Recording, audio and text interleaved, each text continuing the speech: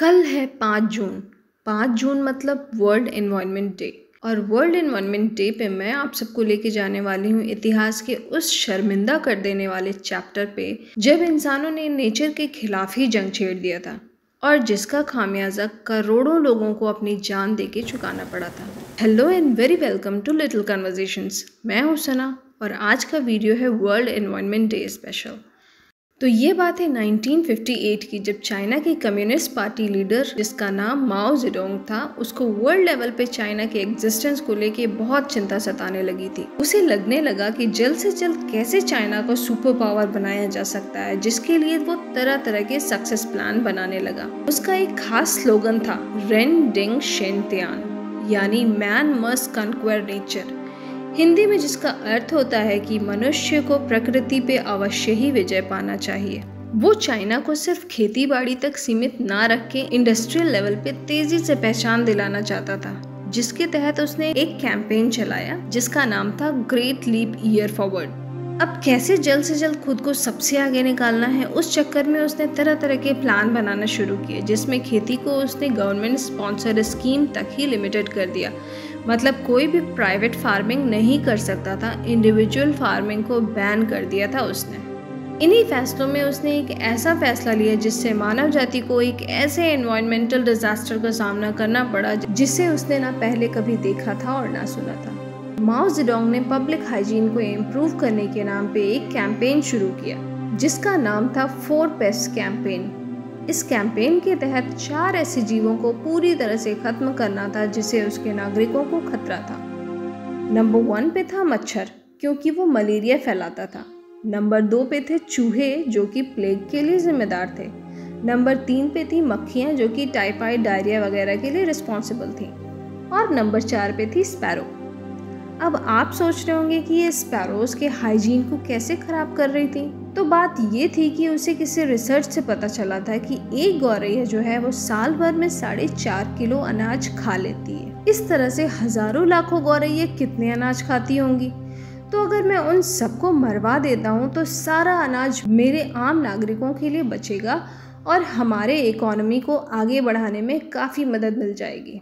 माओ Zedong की एक और ख़ास बात थी कि वो इस तरह के फैसले लेने से पहले कोई एक्सपर्ट सलाह लेना या एनवायरमेंटल एक्सपर्ट्स की एक बार राय लेना ज़रूरी नहीं समझता था। और हाँ, साइंस, एनिमल्स, बर्ड्स वगैरह में उसे खुद की भी कोई नॉलेज नहीं थी। उसने बस ऐसे ही अपना दिमाग लगाया और फरमान जारी कर दिया कि चारों चीज़ें पूरे चाइना से ख़त्म हो जानी चाहिए। फिर क्या था, एक ऐसा मुहिम चला जिसमें बड़े बूढ़े तो क्या बच्चों ने भी खूब जोर शोर से हिस्सा लिया। लोग अपने घरों से निकल गए इन चारों चीज़ों को ख़त्म करने के लिए। खुद को बचाने के लिए चूहा जो था वो बिल में घुस गया, मक्खी मच्छर उड़ गए, पर गौरैया जो थी वो फंस गई क्योंकि वो बहुत इजी टारगेट थी। उसके घोंसले फेंक दिए गए, अंडे तोड़ दिए गए, छोटे बच्चे मार दिए गए। अब बची वो गौरैया जो उड़ के इधर उधर छुप रही थी। काफी को डायरेक्ट शूट किया गया या गुलेल की हेल्प से मारा गया। बाकियों के लिए अपने घर से पैन, ड्रम्स और आवाज करने वाले बर्तन लाके लोग हर जगह घूम घूम के आवाज करने लगे उसको बजा बजा। गौरैया एक छोटी चिड़िया होती है जिसकी एक लिमिट होती है हवा में उड़ते रहने की। उसे बीच बीच में रिलैक्स होने के लिए बैठना ही पड़ता है। अब ऊपर वाले ने हम इंसान को एक्स्ट्रा अकल दी है जिसका इस्तेमाल इस तरह से किया जा रहा था। ड्रम और बर्तन पीटना बंद ही नहीं किया जाता था जिससे वो कहीं बैठ ना सके, और बिना दाना पानी और एक्सट्रीम थकावट के वजह से वो जमीन पे गिर जाती और गिरते ही उसे लोग मार देते। किसने कितनी चिड़िया मारी वो दिखाने के लिए लोग मरी हुई चिड़िया को हार बना के गले में पहनते थे। छोटे छोटे बच्चों को इसमें प्राइज वगैरह दिए जाते थे, जैसे उन सब ने देशभक्ति का कोई सबूत दिया हो। तरह तरह के पोस्टर्स बना के लोगों को मोटिवेट किया जाता था, जिससे ये काम और भी जोर शोर से हुआ करता। धीरे धीरे जेडोंग की 4 पेस्ट कैंपेन स्ट्रैटेजी कामयाब होने लगी जब करोड़ों गौरैया मार दी गई और चाइना स्पैरोज से आज़ाद हो गया। पर अब वक्त था नेचर के जवाब का। माओ जेडोंग ने जब चिड़ियों को मारने के ऑर्डर्स पास किए थे, उस टाइम ये कॉमन सी चीज नहीं सोची थी कि गौरैया दाना तो खाती है, वो फसलों के कीड़े भी खाती है जिससे किसान खेती कर पाते हैं और हमें खाने को अनाज मिलता है। चिड़ियों के ना रहने पर हर तरह के कीड़े टिड्डे तेजी से बढ़ने लगे और सारे फसलों पे अपना कब्जा जमा लिया। जेडोंग जो थोड़ा सा खाना चिड़ियों को ना देना पड़े उस वजह से सबको मरवा दिया था, आज उसे अपना सारा खाना टिड्डों और कीड़ों को देना पड़ा। आम आदमी जिसने बढ़ चढ़ के अपने लीडर को खुश करने के लिए किलिंग कैंपेन में हिस्सा लिया था, आज वो भूखा मरने लगा। सिचुएशन दिन पे दिन बद से बदतर होने लगी। लोग खाने के लिए एक दूसरे को मारने लगे। कुछ रिपोर्ट्स में आता है कि भूखमरी की ये हालत थी कि इंसान ने इंसान को खाना शुरू कर दिया था।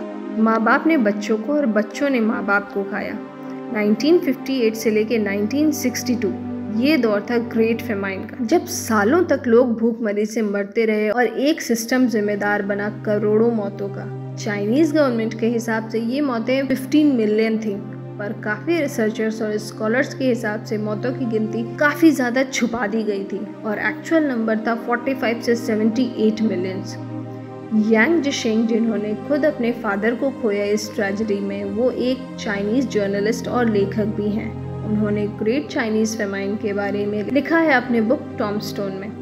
उन्होंने वहाँ के लोकल लोगों से टॉपिक पे इंटरव्यूज़ लिए और बेहद ही हैरान करने वाले सच को सामने लाने की कोशिश की अपनी बुक टॉमस्टोन में, जिसको हांगकांग, यूएस वगैरह में पब्लिश कर पाए, लेकिन चाइनीज़ गवर्नमेंट ने अपने ही देश में इस बुक का पब्लिकेशन बैन कर दिया। यांग का कहना था कि जब उन्होंने ये बुक लिखना शुरू किया तब उन्होंने नहीं सोचा था कि सच इतना डरावना होगा। उन्हें नहीं पता था कि ऐसे हजारों केसेस होंगे जिसमें इंसानों ने इंसानों को खाया। जब किसानों को बेरहमी से मार दिया जाता था, जब किसी के घर में मौत होती थी तो लोग उसकी बॉडी हटाने के बजाय उसको घर में ही बिस्तर पे चादर उड़ा के लिटा देते थे, जिससे उसके नाम का राशन मिलता रहे। हालात ये थे कि कोई अजनबी घर के बाहर से क्रॉस करता तो लोग उसे मार के खा लेते। इस भूखमरी में किसी को टॉर्चर किया गया, कोई पागल हो गया, किसी को बुरी तरह मारा गया, किसी को जिंदा दफना दिया गया, सिर्फ इसलिए क्योंकि उसने खाना मांगा था या उसके घर से खाना मिला या उसने गवर्नमेंट के खिलाफ बोलने की कोशिश की। 1960 में ये कैंपेन रोक दिया गया, पर तब तक बहुत देर हो चुकी थी। मरने वालों की संख्या नागासाकी के एटम बॉम्ब ट्रेजेडी और फर्स्ट वर्ल्ड वॉर दोनों से ही कहीं ज़्यादा जा चुकी थी।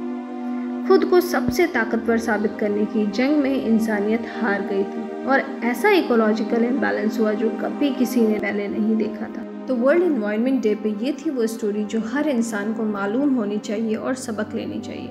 आज की वीडियो के बारे में आप अपने थॉट्स कमेंट सेक्शन में शेयर कर सकते हैं और मेरा कंटेंट आपको पसंद आता हो तो लाइक, शेयर, सब्सक्राइब कर दें, जिससे मुझे सपोर्ट और मोटिवेशन मिलता रहे। तो फिर मिलते हैं अगले वीडियो में। Take care and bye bye.